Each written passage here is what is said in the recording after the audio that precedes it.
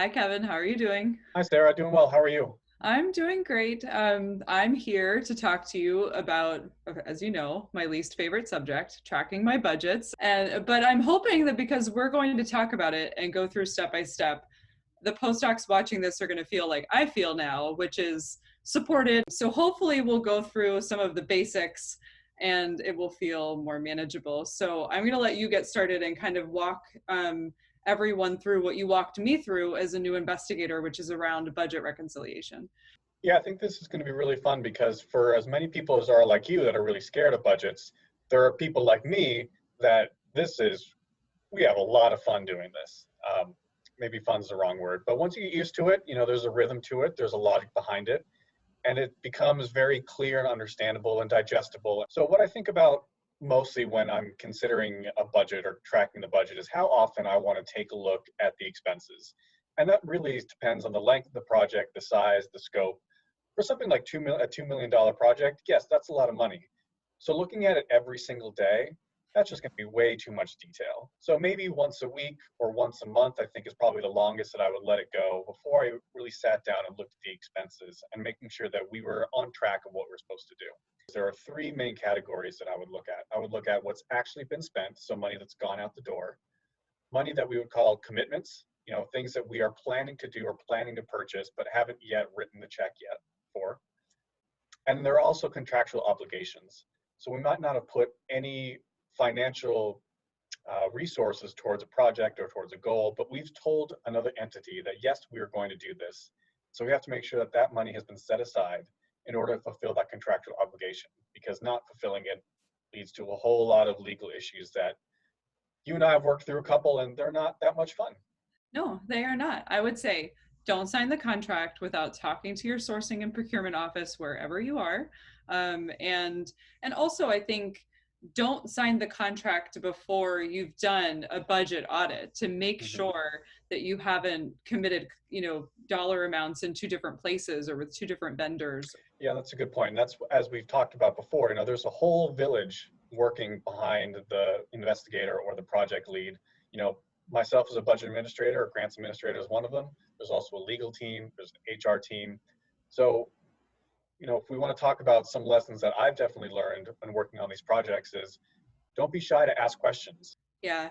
I think one of my lessons learned too is around strategic spending. Like if there is something that has changed within the scope of work or even changed within the budget, using it as an opportunity to think about, well, what could I spend the money on or how could I reallocate it? And I guess I just didn't realize how common that was when we created my first budget, which happens to be for this project, the Postdoc Academy.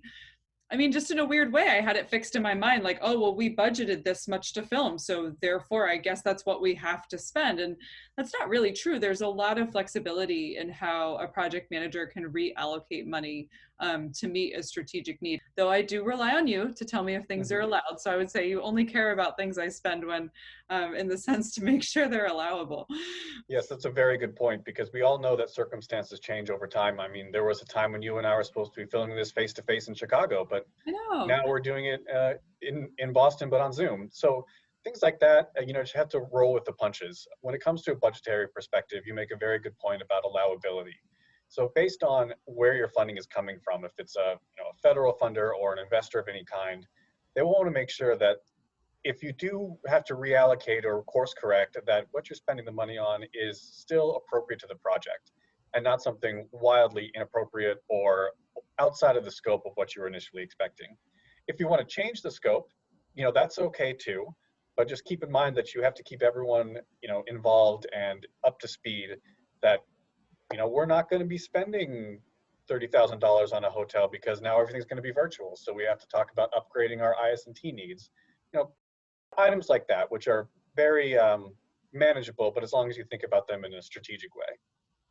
Yeah, I think that makes a lot of sense. And I guess the last thing that I would add is one thing that I really appreciated in working with you, and I would encourage other investigators to think about this, is create budget tracking tools that actually work for you. I am not a person that can read the internal reports that BU makes for budget. If you just download the budget as it looks in our internal systems, it's just not something that I can make sense of easily. And so putting it into Excel and creating categories that matter to my project so that I can look at those categories with that strategic lens was really helpful. And I think a lot of grants administrators or even administrators in other organizations are highly collaborative, and they want the project to be successful, and part of what makes it successful is tracking. So I think Mhm. don't be afraid to ask for a tool or to make your own tool that works for you, as long as it also works with the other people that you're collaborating with to manage the project.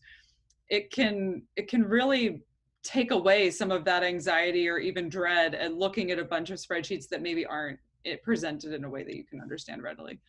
Yeah, and we all know that everyone learns differently. So everyone will take a look at the same information, but need to present them in different ways. So one thing that you and I have gotten really good at as collaborators is understanding how I receive the information, how I translate it, and how I present it to you in a way where you have the detail that you need, but it's not so complicated or so in depth that you start to lose the bigger picture. No, definitely. And you also know that I prefer my budget numbers over drinks, but that's a separate issue. We won't get into that today. Uh, so we have two, I think, common budget scenarios. Actually, I hope the second one is not as common. I would say that what is, traditionally pretty common in projects is carrying an underspend, where again, different costs dropped out along the way, personnel changed, and you weren't paying someone 1 month, so you have an underspend. So I think we should talk a little bit about that. And from your perspective, Kevin, I guess I'm curious about a couple of things. I mean, one, when do you flag it? So, when is an underspend kind of typical and it'll make itself up, and when do you start to worry about it? And what advice would you have for people managing a project where they just can't seem to spend the money, which does happen Mhm. sometimes, especially in large scale projects? Sure. So if I were looking at a budget and I notice a significant underspend, the first thing I would look at is the personnel lines.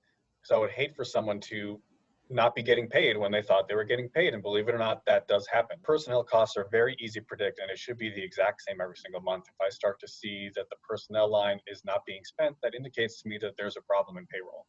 The other red flag that I would be worried about if I notice a significant underspend on a project is wondering, are we doing what we're supposed to be doing? Are we accomplishing the project goals that we set forward?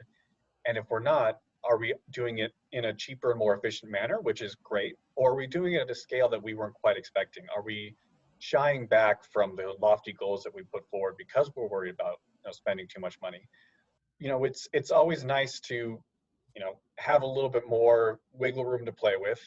A significant underspend to me, what might translate to Sarah, you might be scared of spending money, and it's my job to be like, no, you can absolutely do that if it's within the scope of the project. At the end of the day, if you have money left over, giving it back is not the end of the world. I know there are some circles in where you might feel like it's irresponsible, or you over requested and might give yourself a bad reputation for not being a smart budgeter, but that's not really the case. If the project has succeeded and you were able to do it efficiently and with full scope, then I think that's okay. Yeah, I think so too. And I also think that's where it might depend on where you're working. I mean, I've had a grant project close where it was slightly underspent and the money went back to the funder because we had met our goals, and we came in under budget, and that's taxpayer dollars. That it would be ridiculous at the last minute to make up some non-strategic use of that money. Hmm. But in government, or even when I'm running my institutional budget, on the one hand, it's good to give money back to the university, or when I was working at the consulate, to the British government when we were underspent in 1 year. If you do have multiple years of being underspent in a particular category, folks will look at that and say, well, do you really need it? And maybe the answer is no, you don't. That's why you're not spending the money, and that's totally okay. But I think if you do need it and you're just not managing to spend it, that's a place where you have to do some sort of intervention at the project level itself. It's also really important to know whether or not money rolls over or not, and what percentage of the money rolls over, so that you don't plan on spending something in a future project year and have that money actually not be able to be carried forward. Yeah, and that's a very specific problem to federal grants, where there's a certain percentage that you have to request to roll forward from year to year. And if you're banking on it for 1 year and you don't get it, that can cause some issues. So now we'll talk about the situation that thankfully I have never faced. I'm knocking on my wooden desk here, which is overspending. And so I guess I would pose the same question. I mean, obviously, it's not good to be overspent really at any time, but it does happen from time to time. And so how do you get out of it? You notice a project is overspent, we'll say by 10%. What conversation do you have with that investigator? So that's part of the what we first mentioned is a regular audit of your expenses. If it happens, weekly or monthly, it shouldn't be a big surprise that all of a sudden there might be a problem where we're 10% overspent. If you are at the end of your project and you're 10% overspent, that is, I don't want to place blame, but that would be solely on me as a budget administrator for not catching that early on. Unless, of course, you bought a huge piece of equipment or something the last day of the project, which I wouldn't have control over. But if you do start identifying overspending, it should be a slow uptick. You should start to see it coming. And the responsibility of me as a budget administrator is to pull you aside, Sarah, and say, hey, we might have a problem. It might not be a problem now, but if we continue down this trajectory for the next 6 weeks, 6 months, then yes, then we will have a problem. So it would be up to you, Sarah, to think about what your plans are for the rest of the duration of the project, for whatever's remaining, and what can be cut back. And hopefully it's not personnel, because that is someone's livelihood, but maybe you want to consider not going to this conference, or instead of staying for 4 nights in Chicago, you only stay 2. It's little moderate things that you can pull back on will have a larger effect because it will allow the project to continue to its end date and to its fulfillment. Yeah, no, I think that makes a lot of sense. And, personnel is a place where, interestingly, just as it's typically not heard of to be underspent because it's a regular amount each time, merit increases are a place where you do have to watch if someone gets promoted and their salary goes up beyond what the grant had planned for. I know that's come up in a couple of my projects where then you have to adjust everything else. You can't all of a sudden stop paying that person the salary that they're earning and the percentage of effort on your project. But you can't just make up that money from money that you weren't awarded. So you have to figure out where to pull those costs from other places. So good to keep in mind. And that goes back to our reallocation discussion that we had earlier. You might just have to change trajectory, change course a little bit. Well, I always feel better when I talk to you, Kevin. Yeah, it's always a pleasure to see you, Sarah. Thank you so much. And to the postdocs watching this video, I hope if this is your first time managing a large-scale grant project, that some of these tips and tricks from someone that had to learn it in a bumpy way along the way, like me, help you feel more confident as you start managing your budget. And if not, find someone like Kevin to reach out to help you manage your budget. And Kevin, I hope I see you in person soon. I look forward to it.